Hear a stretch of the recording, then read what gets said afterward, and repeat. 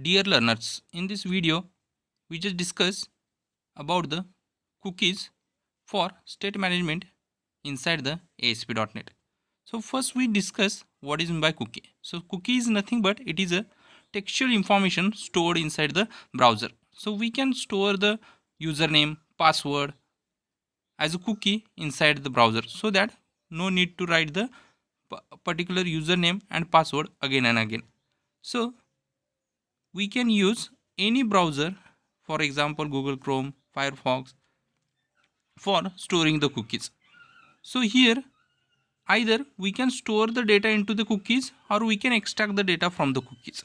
So inside the ASP.NET, HTTP cookie class is used to perform the operations related to the cookie. So let's see one example. So in this example we have two files .aspx and .aspx.cs. So inside the .aspx we just take one label by using the ASP colon label tag, and in the .aspx.cs file, first step, that is we have to create the cookie object. So HTTP cookie object name is a cookie is equal to new HTTP cookie, and the student is a name of the particular cookie where we can store the value, and we can later retrieve the value from the student. So here cookie dot value just assign the particular Rahul Kumar value inside the student cookie.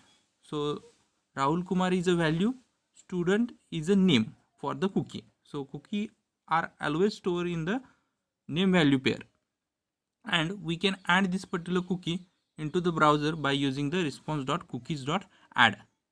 Suppose I want to use this particular cookie in my program, then I can use the syntax, that is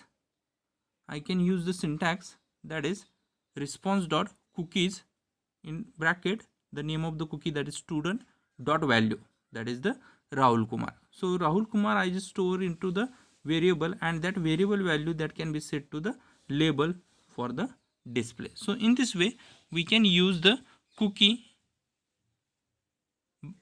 inside our program. So first step, that is we have to create the cookie object by using the HTTP cookie class. Second, we can assign the value to the cookie. Third, we can add the cookie into the program. So this is the first step, this is the second step, then this is the third step, and later we can use this particular cookie value by using the response.cookie object. So in this way we can store and retrieve the value from the cookie. Thank you.